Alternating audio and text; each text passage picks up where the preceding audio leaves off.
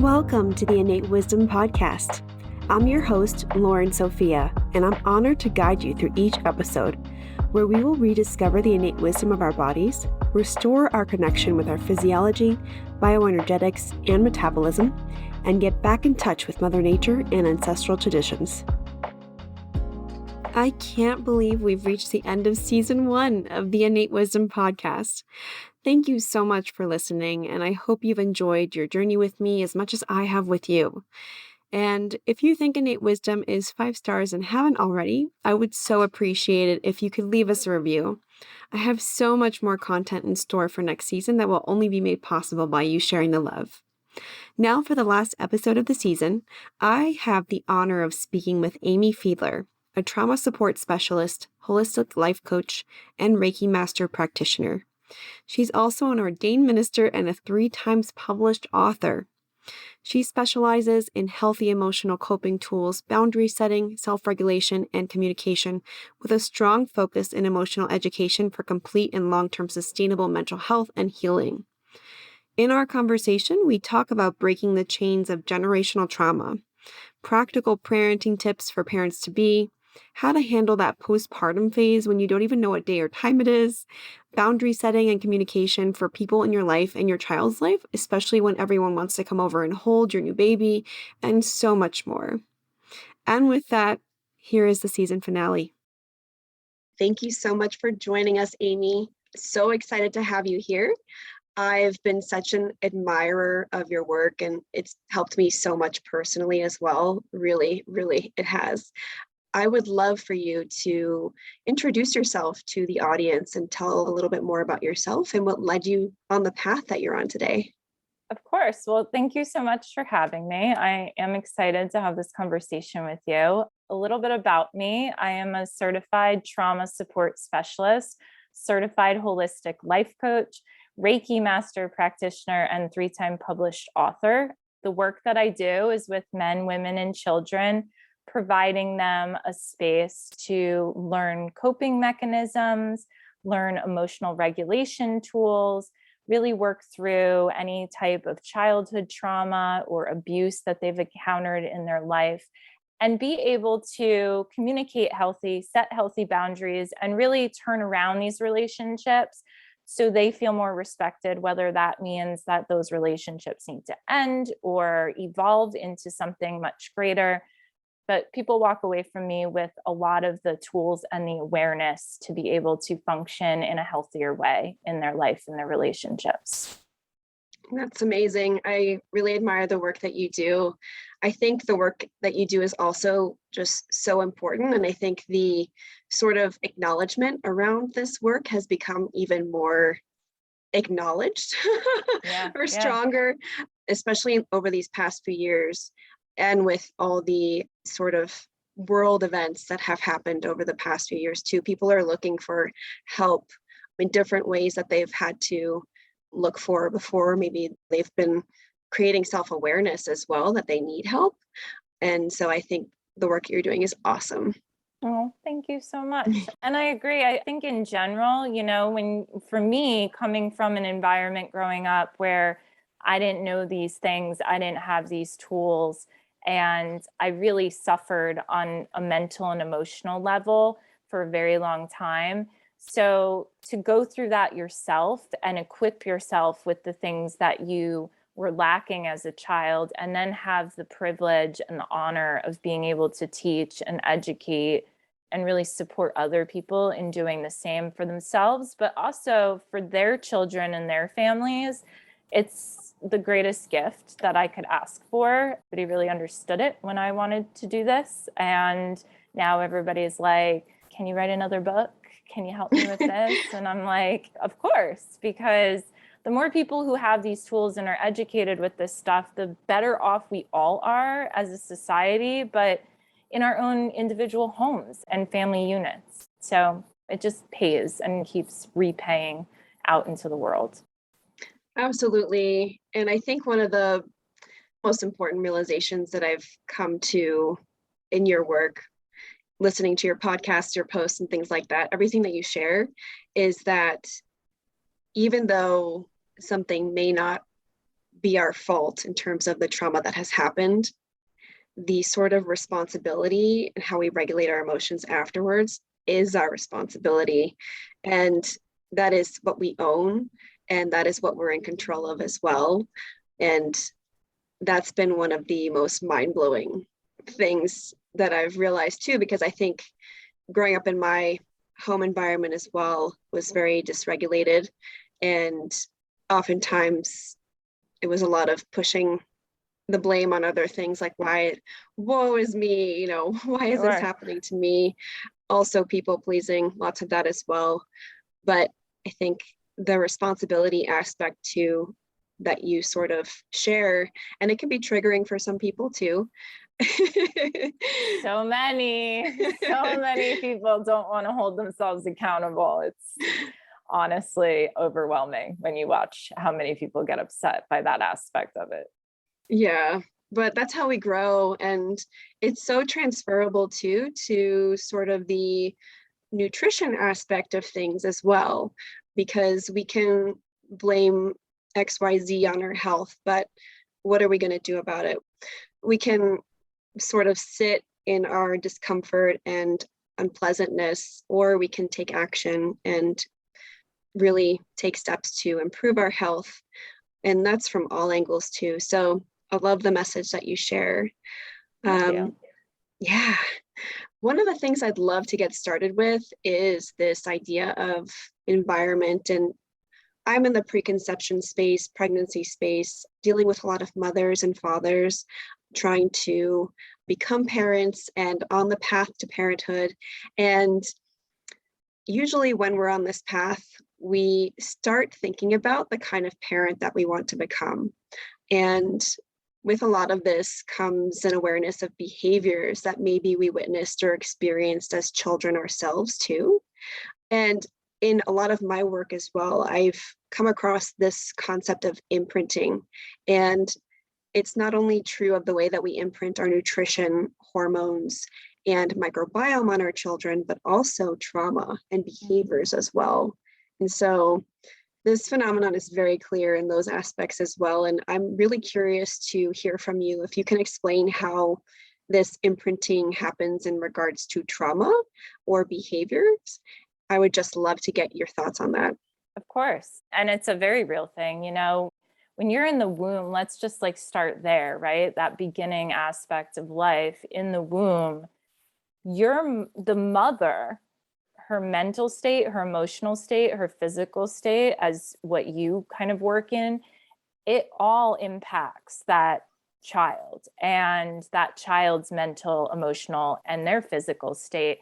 So if that mother, let's say, is an addict while pregnant, then that mother is not only experiencing toxic stress in her life and her environment, but also her mindset, how she talks to herself is going to impact that baby, how she takes care of herself with nutrition, right? And her physical health. That's all going to take a toll on that baby's physical health if that baby even happens to survive after that, right? That baby survives and comes into the world, that baby has already experienced womb trauma to some degree. And their cognitive functioning might have been affected by how that mother was taking care of herself mentally, emotionally, and physically. And therefore, there might be, developmental disorders. That child might develop some type of disorder in terms of autism, or just delayed cognitive functioning, speech, hearing, learning aspects can all be impacted just from the womb into the first few years of their life. Then when you take it into from 0 to 5 years old, you got to factor into that equation. And mind you, I gave an extreme example of womb trauma, an addict. But let's just say the mother is a high functioning workaholic who doesn't decompress, doesn't eat properly, doesn't sleep properly, lives with a spouse or a significant other, and that's not necessarily a healthy relationship. So let's say there's a lot of yelling and screaming, and that's the type of energy going on in that environment. that can take a toll on that child in the womb. That baby is not being born into a home that is safe, that is secure, that is regulated, and feels at peace.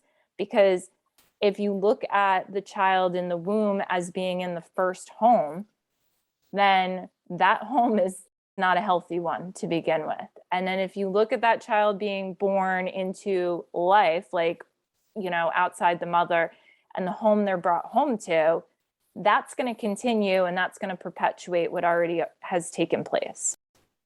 So 0 to 5, that child, now you have to factor in relational aspects and environmental aspects into what is being imprinted into them. And that child is learning everything by seeing, hearing, and being exposed to it. So it's not just the 2 parental influences, or let's say maybe there's just one parent in the home, but it's whoever is frequenting that child's environment. If that child has a nanny, a babysitter, childcare, grandparents, aunts, uncles, whoever is interacting with that child, the way they talk, the way they behave, not just with the kid, but with each other, is what is going to influence that child, not just developmentally, like the cognitive functioning is still going to be developing between those first few years of life, but also the way they talk about themselves and the world at large, the way they believe about anything, the way they feel about themselves and their self-confidence, the way they feel about food, the way they feel about, I don't know, we could take it even further into politics and so on and so forth. You get my point. So it all really impacts them in many, many ways. And what happens is they get traumatized. So when I studied trauma, we learn about adverse childhood environments and ACE scores. And you can Google ACE scores and you can take a quiz and see what your actual ACE score is. And that score is based off of how many different things happened in your childhood. Was there divorce? Was there addiction? Was there toxic stress? Where all of these aspects impact the way you function in this world.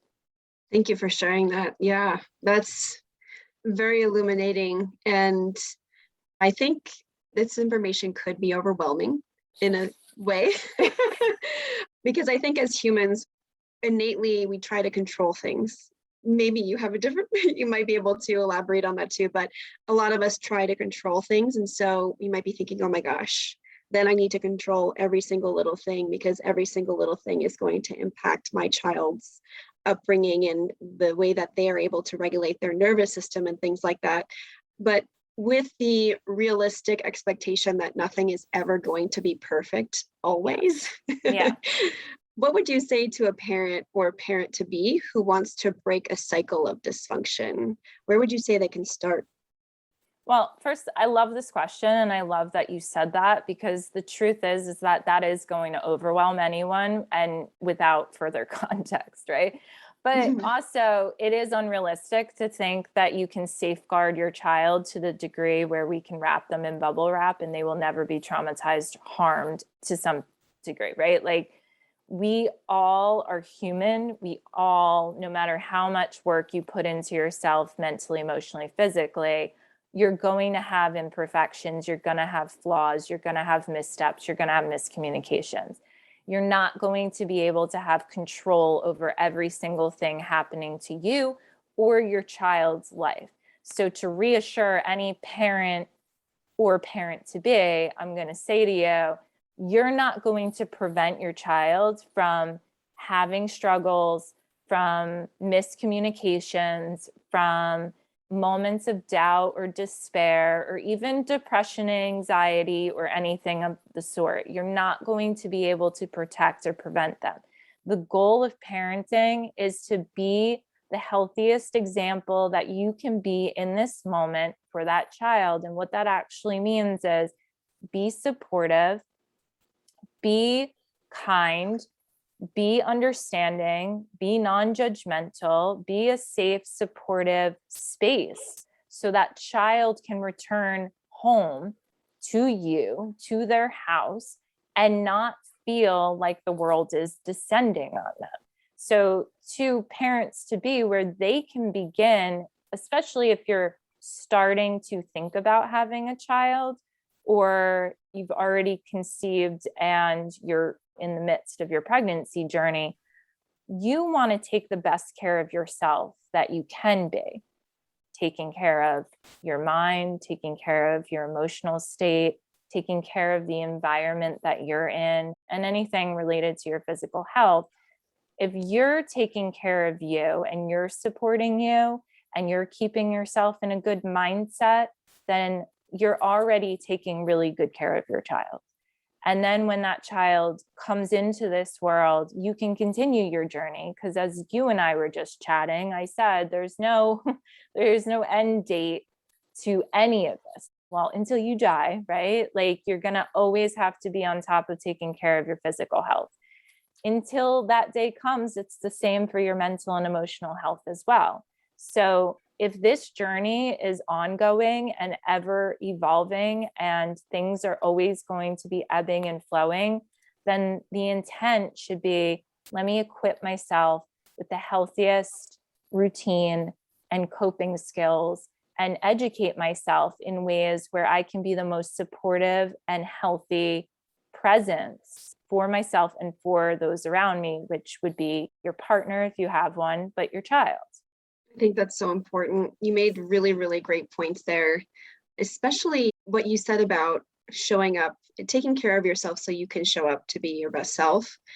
I think that especially once you start to have children, the sort of self-care, whatever that means for you, can be put by the wayside and you start putting other things first. And a lot of the time parents are really selfless in this way, but I've seen the way that it can impact not only the mother's health or the father's health, but also the child's health too. So I'm just curious, what would you say, or what would you recommend for even families, mothers and fathers in the postpartum stage, where really the first 2 weeks after the baby's born, always kind of a black hole is how it's described. And the fatigue is so strong that it just is a very distant memory. How would you say that both mothers and fathers can take care of each other better and support each other so that they're not completely depleted or wrecked maybe 2-3 months later, where they're feeling like completely hanging on by a thread? Sure.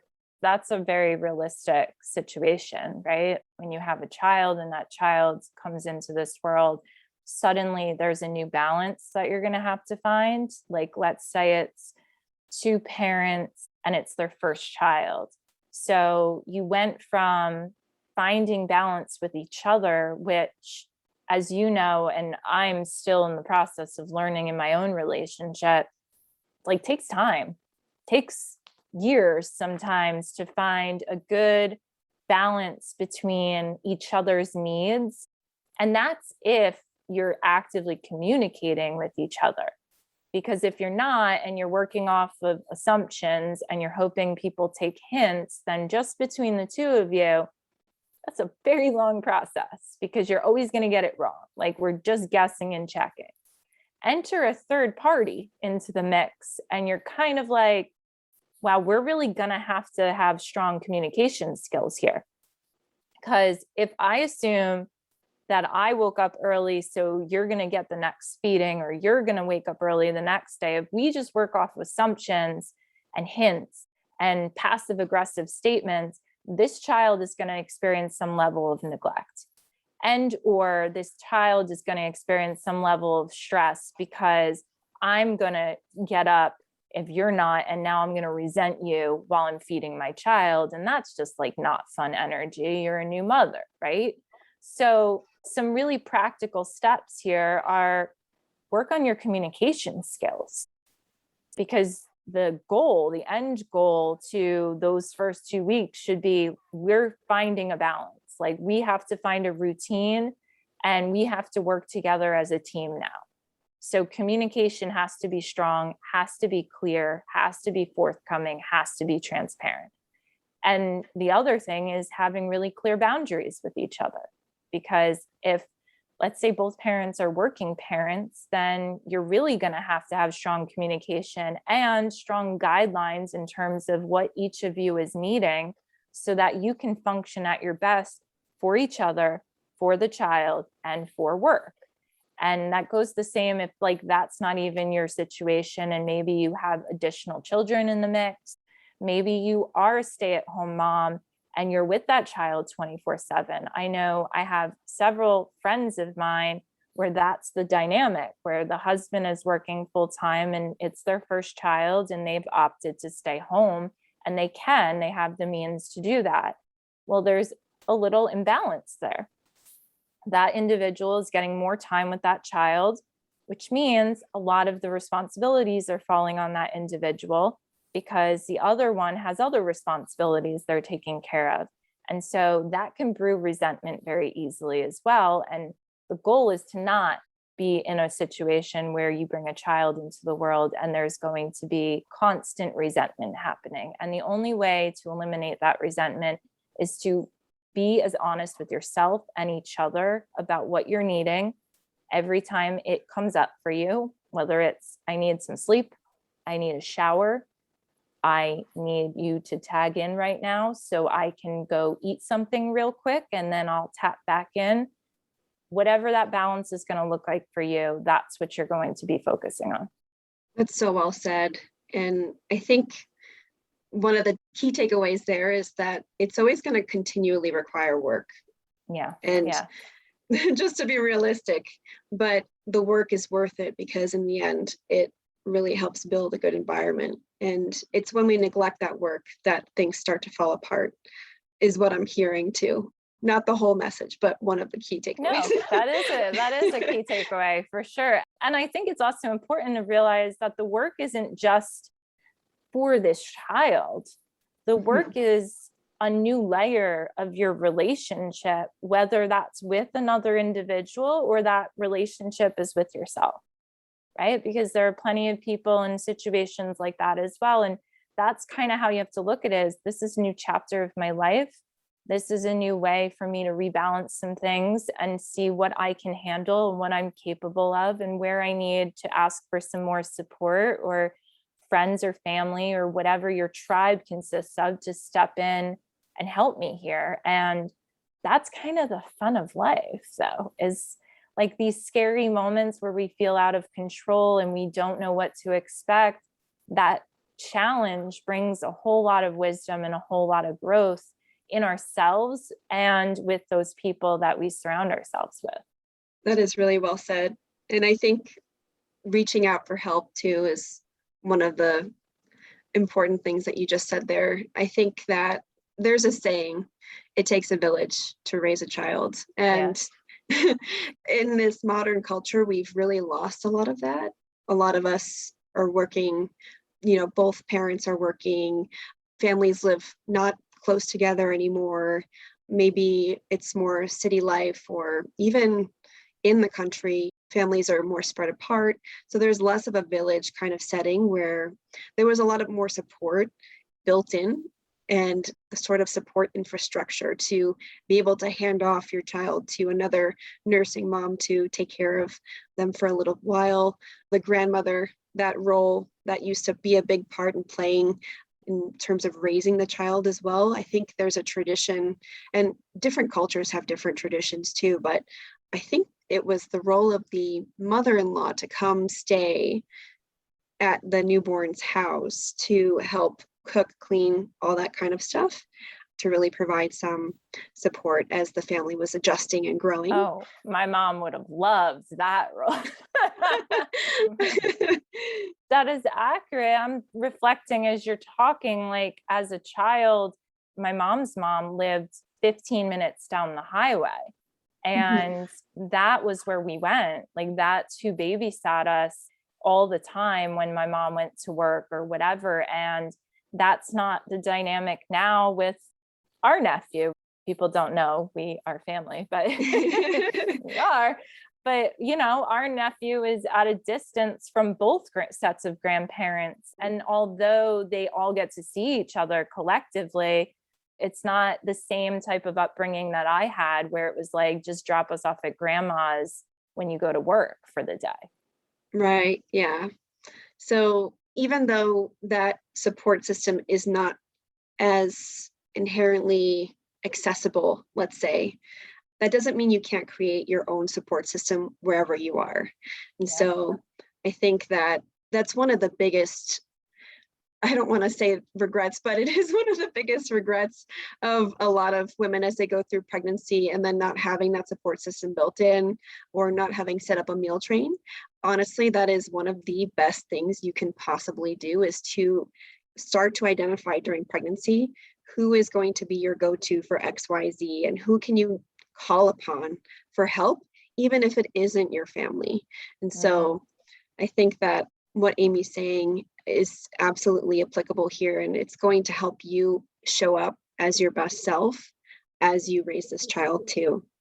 I agree. I don't have anything to add there, but I do think part of that process that you're explaining is preparing for that requires you to know what you need and are going to want. And that's part of the boundary setting process, because if some of my values are that I want people in my life who show up for me and can follow through, then I have a boundary around who I'm going to lean on and who I'm going to ask for support from, because I don't want somebody who's going to flake when I need them to come take care of my child and I need to go to work, right? Like, I need people who are going to follow through and match their actions to their words. And so that's also something that expecting mothers can kind of work on, is that boundary setting, especially because a lot of my friends who have kids now that are like 2 or 4 or 7, they're learning, oh, I need boundaries with my children. Like, I love spending time with them. I want to give them undivided attention, but it's okay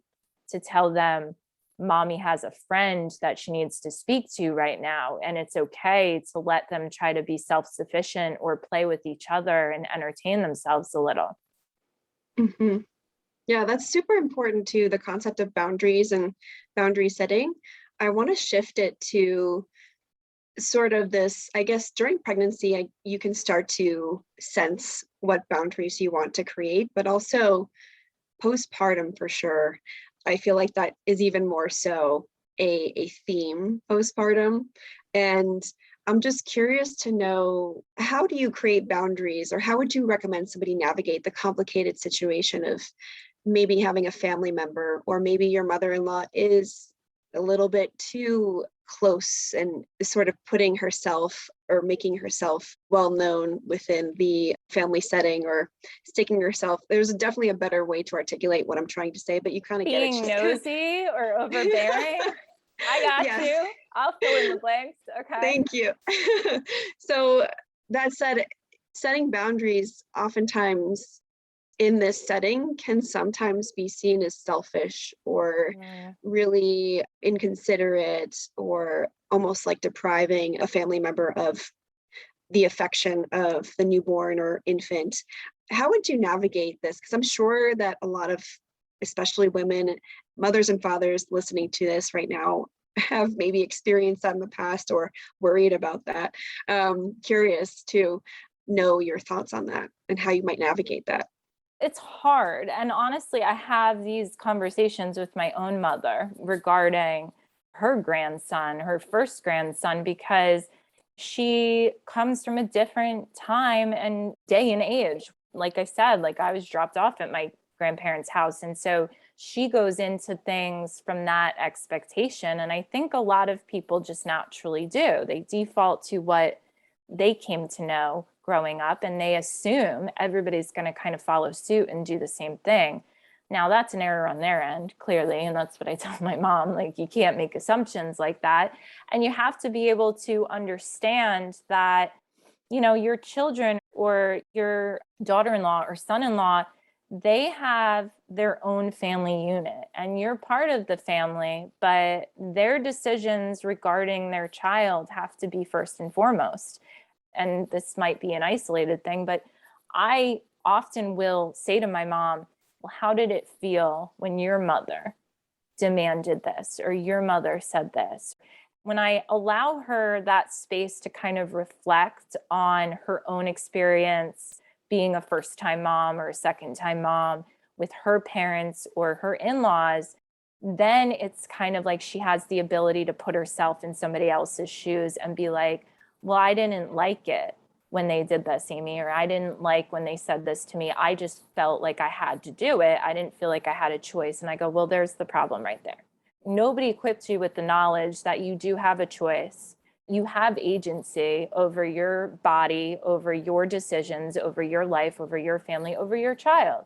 And you can advocate for what you need and what you want and what you stand by and what you believe in and how that's going to look. And I think to communicate that to a parent or in-law can feel scary, especially if maybe you don't feel as close to them, or maybe you're just not somebody who's confident in your communication skills yet. But a good way to go about that is to start with maybe some reassurance. Like, we love having you in our child's life, and we're looking forward to spending time with you on Thanksgiving.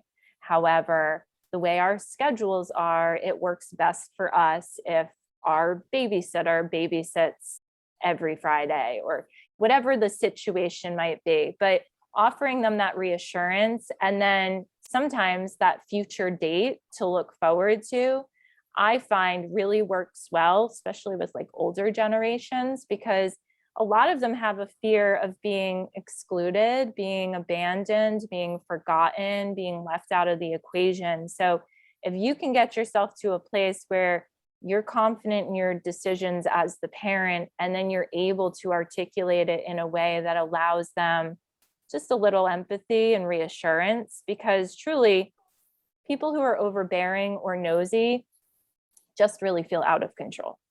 And if you can go into that seeing beyond the bullshit, as I always say, and kind of like looking past those behaviors and getting to the root in your own mind of like, I see, you're just scared. So let me just give you some reassurance here that like, we love you, we want you to have a relationship, but this is kind of going to be the dynamic, and this is when is going to be best for you to step in.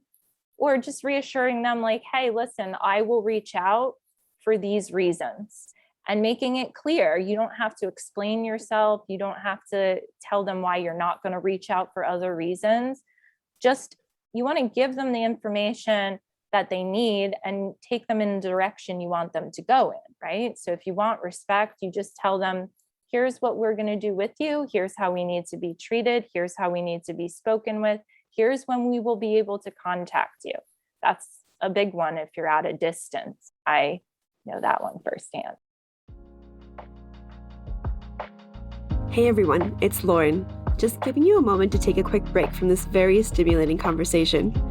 I want to take this opportunity to remind you about all the resources you could take advantage of, including my free psycholiteracy, prenatal primer, and sperm booster guides, and more. I also have an amazing educational recipe guide called Innate Nourishment, created to help support you through the various phases of fertility, from preconception to pregnancy to postpartum. And, of course, my signature course, Conscious Conception, to help you put your best foot forward going into pregnancy. I'll put links for all of these incredibly rich resources in the show notes. And now, back to the show. Those are so many great tips. Thank you so much. I hope that provides some guidance for anyone going through it right now, because it can be stressful and you don't want to let anyone down. And oftentimes feelings of guilt can come along with that too. And it's, at the end of the day, that emotion, I think very similarly, resentment, guilt, not really supportive emotions to really hang around. So yeah. And honestly, like, I think this is a good perspective to have, right? Like, you're not going to bypass moments of frustration. You're not going to be able to avoid all of those discomforts and uncomfortable conversations that might come up. So this isn't advice to tell you doing these things is going to perfect the situation or make all the problems go away. But they're practical steps that if you incorporate them, it does make it a lot easier. And truly, the goal isn't to change somebody else's behavior or control what they're doing or expecting of you. the end goal at the end of the day is to make yourself feel safe and supported and secure. And so if having the difficult conversation that's going to be a little bit uncomfortable with your in-laws or your mom or your dad to say, hey, please don't expect a phone call from us every day, but we can designate a time bi-weekly, or we can designate a time every week to FaceTime you and talk and catch up. That at least sets the tone for what you're wanting and what you're needing. And I think a lot of people shy away from that. So if you can just claim those needs that are going to be right for you and understand why they're going to be right for you, what is that ripple effect going to look like if you can designate that time boundary or that phone call boundary or that sleep boundary or whatever it is? If you know the ripple effect of that on your child, your spouse or partner, whoever, then it's easier to commit to it. That's very well said. That's solid advice right there. Thank you. I'd love to shift the conversation a little bit. So entering into parenthood or in the thick of parenthood, a lot of us realize that we might have been the parent in the parent-child relationship, or maybe, this could also happen earlier on at any point in your life where you realize you've been parenting up a little bit as the child, because maybe your parent wasn't able to emotionally regulate themselves. How can we put our best foot forward in parenting when, as children, we've been the parent in the parent-child relationship? Well, a lot of children, adult children, had role reversal growing up and had to mature a lot quicker or take on responsibilities that unfairly were placed on them. And that's the truth. Like, they were unfairly placed on you, whether it was emotional support you had to provide a parent, whether your parent, I've got to take big issue when people are like, oh, my child's my best friend. No. Your child is not equipped to be your best friend, but that also depends on your definition of best friend, right? Your child needs to be your child. They can be a friend as they get older, but you need to recognize that there's a distinction there. And so to adult children who had to parent their parent, who are now becoming, this is a tongue twister, who are now becoming a parent, what I'm going to say to you is reconciling that experience that you had as a child. In other words, make sense of this experience you had, make sense of the pain, acknowledge any of that pain, validate it for yourself, and then get very clear on what you do not want to do to your child. What are those boundaries in terms of, my child is not my confidant. My child is not somebody that should have to self-soothe me or reassure me or calm me down when they're distraught. I'm supposed to be the leader here in terms of setting an example and being a support system and a safe place to turn to for them. So if you can find a space, and it doesn't always have to be a professional setting, it can be sitting down and talking to your friend or significant other, your journal, or just out loud to yourself. That's what I do sometimes, to talk through those experiences that you remember as a child that you feel like were unfair to you. And then from there, I always say, once we know what we don't like, we are very clear on what we do like. Because if I know, for me, I didn't like when I was distraught, or I was, the popular story I always tell is when I had suicidal thoughts, or I was depressed, or I was anxious, and I turned to my parents, they cried or they lashed out at me and they told me they didn't raise me to feel that way. I didn't have somebody to turn to that was like, let me hear you. Let me understand where you're coming from. Let me do my best to support you. And if I can't, I will find some way or some environment to help you get into. No, like, that relied on me to have to be like, okay, you're crying and freaking out. Can I go to a therapist? And then I was shamed for that. So I know from that experience, when I have a child that child is not my place to cry. Like, I can cry in front of my child. That's healthy. Show them that tears are okay. But they're not my support system in terms of somebody to lean on when I'm devastated or I'm anxious. So if you've had that experience and mom made me help pay the bills and I was just of age to work, that's not a fair responsibility to place on a child, even if it is just to survive because it's a single parent home or whatever the circumstances are. Get clear about that. Get clear about what you don't want to do with your child. And then clarity is really everything. It sounds very simplistic, but if you have the awareness of what you've gone through that you don't like, and you can get some sense of clarity around how you would prefer to behave and how you want your parent-child relationship to be, then it's really just a matter of you taking the steps in that direction and matching it up with what you want it to be and where you want it to go. Because if you don't get that clarity and you don't have that awareness, then what you're going to always do is default to the example that was set for you or what you did experience.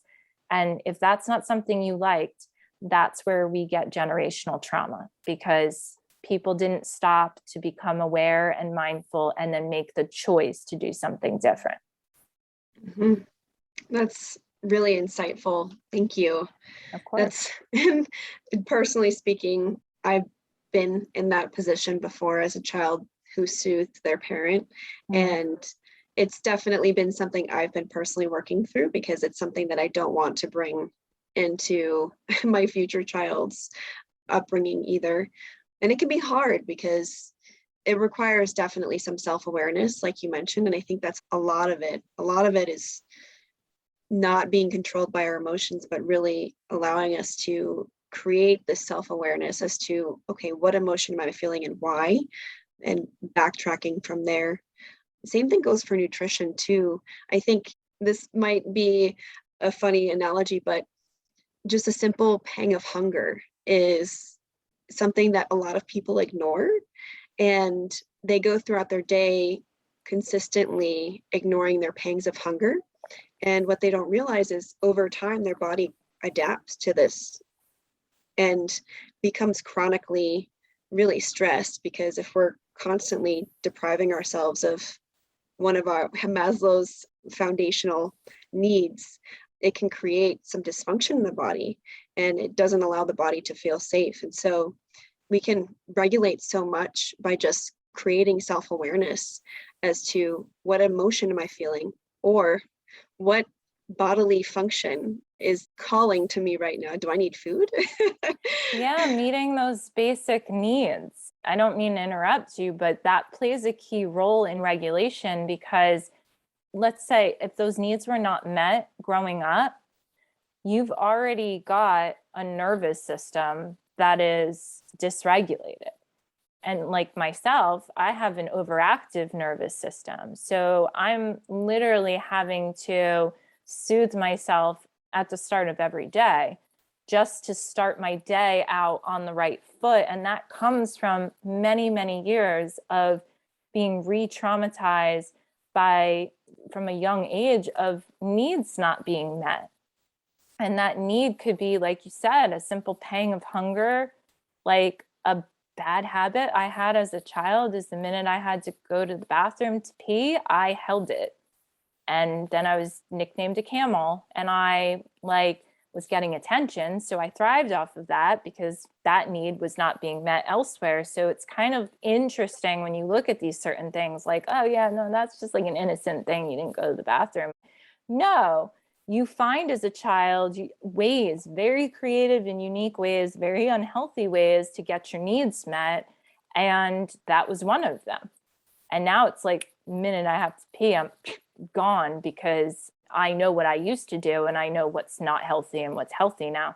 But that goes the same for any area of our life, when it's emotional, mental, or physical. If we're neglecting those needs, that also imprints that child or sets the example for the child of like, I don't have to take care of this right now. It's not that important. It's not a priority. Hmm. Yeah, that's really, really insightful as well, and just reinforces that idea of self-awareness and how the simple things, the foundational things are really where where a lot of the magic happens, Yeah. honestly. Yeah. Yeah. I mean, if you go back to the basics and then you look at the big picture, like that's really what was fractured from the start to create this trajectory of your life that may or may not be the healthiest. So, a lot of people will tell me, oh, like, oh, your guidance is so simplistic sometimes or too simple. And I'm like, no, you're complicating it because if I didn't get attention as a child, then I was going to find a way to get attention. And maybe that way was I'm going to become a people pleaser because at least that secures the attention that I am needing. And that people pleasing then creates a ripple effect of very unhealthy relationship dynamics in my life. And so then people will show up and be like, I have a very bad people pleasing pattern and I have all of these things to untangle. And I'm like, no, it's very simple. Let's just like go back to the basic need that was overlooked by a parent or guardian. But now, like you started off saying, is your responsibility. Hmm. Yeah. And on the topic of simplicity, I want to reassure the audience too that the simple things are really important. And if you got those covered, you're doing great. Like you're Yeah. doing a great job. I want to go back to the idea of imprinting a little bit. Mhm. And so we definitely can imprint dysfunction on our children, but also we can still imprint wellness. The fact that we can imprint dysfunction also means that we can imprint wellness and regulation too, right? Yeah. Like as we spoke about earlier, if the child in the womb, if the mother is calm, is getting enough sleep, is nourishing herself well, has very low stress in her life and her environment, that child is being birthed already into a very safe space. That not only regulates your nervous system, but a child at peace can function at an optimum level. And then there's room for so much healthy growth in terms of their cognitive functioning and just like their personality coming out. Because a child is such a sponge that if the environment it comes out into is immediately fearful, then that child's nervous system at a very young age is going to activate. And now that child is being birthed in fight or flight mode. And that's not good. So, yeah, when you have a healthy, happy, peaceful, nourished mother carrying a child, that child is already starting off with all of its needs being met and its nervous system balanced. And if that can then continue, which I would say more than likely would, if the mother pregnant is calm and she manages her emotions well and she's got a healthy balance in life and some missteps here and there, like we all do, but generally speaking, she's healthy and high functioning, then yeah, when that child is birthed, that mother is going to be speaking to that child in a supportive way and just basically reaffirming. And that is what teaches these children. So you have to be a consistent source, whether it's going to be a consistent source of health or a consistent source of toxicity. You're going to be that example for them. So, yes, you can absolutely imprint health. Yeah, that goes back to as well just the importance of taking care of yourself and really creating self-awareness for your needs to really meet those so that you can show up again to meet your child's needs in the best way possible in so many fashions of the concept. That's really helpful. Thank you so much. I have a couple more questions. I'm curious to get your thoughts on the idea of cancel culture. So the cancel culture has become an actual word in the dictionary, I'm pretty sure. Yeah, it's unfortunate. Yeah. Yeah. And with social media becoming so much more of a prevalent role in everyone's life, there's definitely been a sort of shift that I've noticed between setting boundaries and those boundaries being misinterpreted as being okay to cancel everyone and everything. Mhm. And I'm really curious to get your thoughts on this because I think that there is a difference between boundary setting and canceling someone outright. And while they can both be the same thing, they aren't the same in terms of equality. People interpret it as the same thing, but in reality, it's quite different. And I'm wondering if you can describe how someone can navigate the difference, because I think people get so triggered by certain things, and that's a whole other thing in terms of owning our emotions and the way that we react. But sometimes the first thing that they do is, I'm going to cancel this person completely out of my life. And I don't think that's sustainable or really healthy. And so as you continue on the road to parenthood and you deciding who you want to be in your life and your child's life, how would somebody sort of navigate that and the difference? Well, I think that there's a distinction, and context is so important, I know, for my work, right? So to give like a black and white answer here, I'll do my best with trying to supply some context so people can kind of differentiate. But when you are reactive to a situation, that's usually going to lead you to then just cut somebody off. Whereas you setting boundaries and it leading to having to cut someone off looks and feels and sounds very different. Because, and mind you, again, there are specific contexts where somebody does something maybe horrifically unforgiving or life-endangering, and you have no choice. And I always have to say that because, as you know, on social media, everybody takes everything very literally, and then they're like, this doesn't apply to me. And you're like, I know, read the disclaimer. So the distinction is, you always, and I am a very big advocate for communicating at least once, so if you don't like how somebody's treating you, talking to you, whatever the case may be, you have to be able to speak up for yourself. And that's not yelling at somebody. That's not demanding they change their behavior. That is coming from a very secure, confident place of, I don't feel supported when you say or do or behave like X, Y, and Z. I would feel more supported if you did X, Y, and Z, right? Fill in the blank. And then you give them free will. And listen, not everybody is going to adjust accordingly and respect what you're asking. But if you liken these boundaries to the instruction manual that comes when you buy a desk at IKEA, that's what you have to kind of offer people when you are interacting with them and you're trying to have some type of ongoing, sustainable relationship. But when you're dealing with a reactive person, you're going to find that they revert to tendencies of just lashing out and canceling or blocking or deleting. And again, context is specific. Like, I'm not shy to delete a comment that is inappropriate under an Instagram post when you're a complete stranger and you've demonstrated an inability to communicate respectfully towards me or be open to a conversation. Those are my boundaries. But that's my page and I have control over that.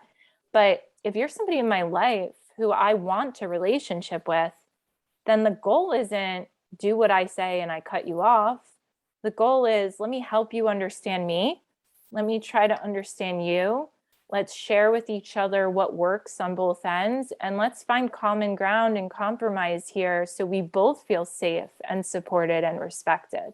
So I think that's the distinction, right? Is like, when you're not reactive and you're not just canceling people, you're willing to at least have a conversation, express what you need, and give them the chance to show you they're capable or not, and be open to them not being available or capable or willing of respecting you, and knowing that's okay.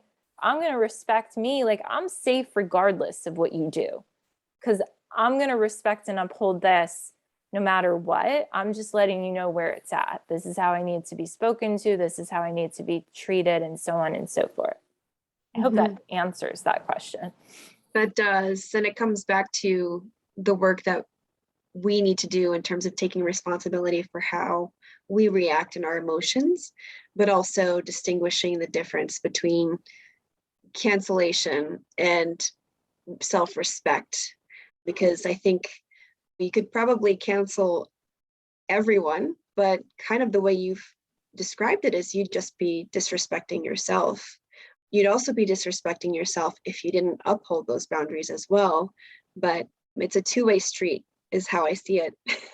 No, you're spot on, and a good point to make. Like, you are disrespecting yourself by not even communicating and letting somebody know. Like, to assume that everybody knows how to respect you. And I get a lot of comments like that. Well, they should just know not to say or do this. Now, again, within context, like, sure, there's certain things that the world at large knows is inappropriate and this is appropriate. But beyond that, the nitty gritty of what I like and what I appreciate and what feels supportive or sounds supportive is unique to me just as much as yours is unique to you. And I'm going to treat you the way I treat me. But for me to respect you most, you've got to let me know, like, Amy, I like you, but you're a little blunt sometimes, and I don't know how to receive that. And that's okay. I might be like, well, too bad. That's who I am.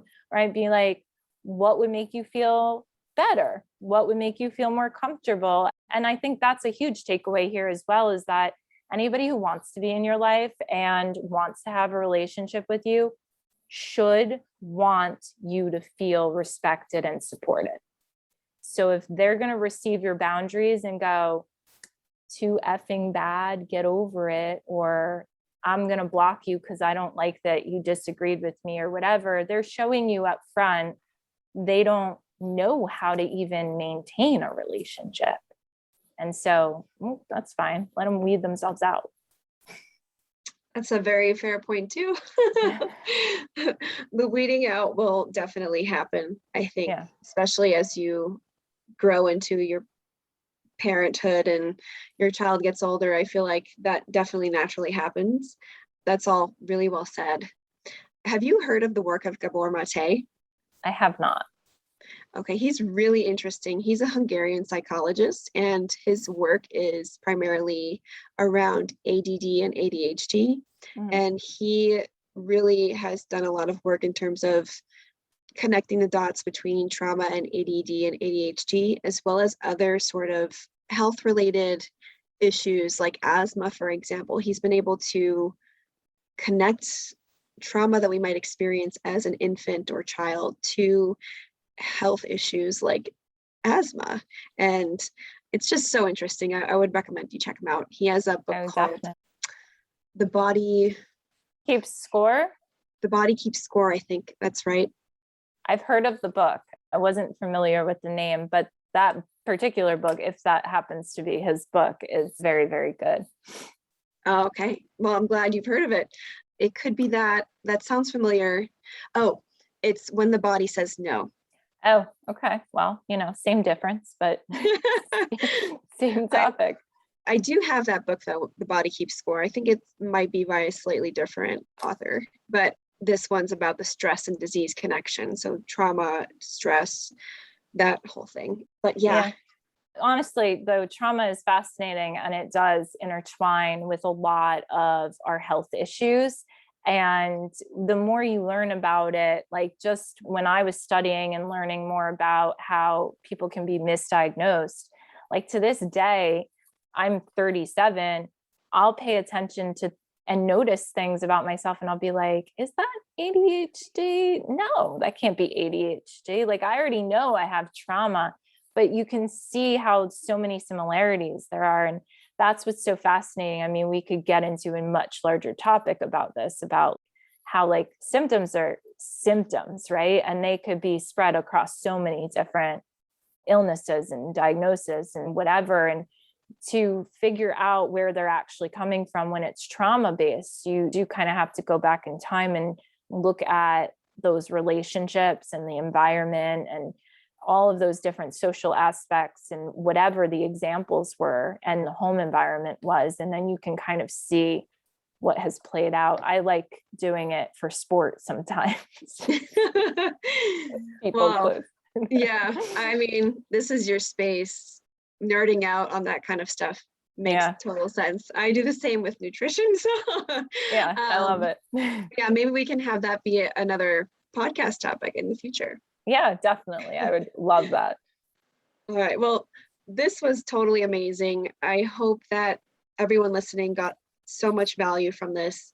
Thank you so much for coming on, Amy. Where can people find you? Well, thank you so much for having me. It was a pleasure speaking with you.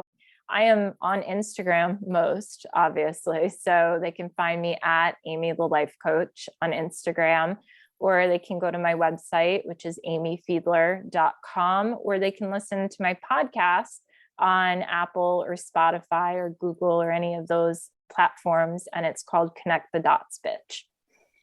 Love it. Love it. And one last thing too, I want to end the episode on a positive note. If you could provide one piece of advice that our listeners can start taking action on today, what might that be? Well, I'm going to go off of like the overall topics that we talked about. And I think the best piece of advice I could give your listeners is to start with you. Look at the aspects of your life that maybe you're not the most pleased with right now, whether you already have children, are trying to conceive, are already pregnant, whatever role you fall into. If you're not happy with how you're managing your stress, if you're not happy with how you're communicating with people, if you feel constantly drained or overwhelmed, then look at that area of life and take an action step towards advocating for yourself, speaking up for what you need, and starting to set boundaries and really kind of claim your space in this world. Because again, like even if you have children already running around you, as you grow and evolve, that will show to your children and they will learn from your example. And it will also provide for a healthier space to get pregnant in if you're trying to conceive, as well as a healthy home for those who have already conceived. So just take a moment every day to really self-reflect and look at the areas of your life you're not the most pleased with and take the necessary steps to start to make the changes that you want, because truly you're not waiting on anyone but yourself. That's well said and beautiful advice. I think self-advocacy is so important. Me too. Yeah. Awesome. Well, thank you so much, Amy, again, and hope to have you on the podcast again soon. Thank you so much for having me. Thank you so much for listening to the Innate Wisdom Podcast. If you enjoyed today's episode, please leave us a review and share the podcast with someone who you think may benefit from the information. If you're new here, we can't recommend enough that you start with diving into my resources, like my complimentary psycholiteracy, prenatal primer, and sperm booster guides. And make sure to follow me on Instagram at innate_fertility, and consider joining my newsletter to receive exclusive content related to the various phases of fertility and so much more. And a friendly reminder, the content shared on this episode is for informational purposes only and should not substitute the advice provided by your doctor or other healthcare professionals. It is not intended to be, nor does it constitute healthcare or medical advice.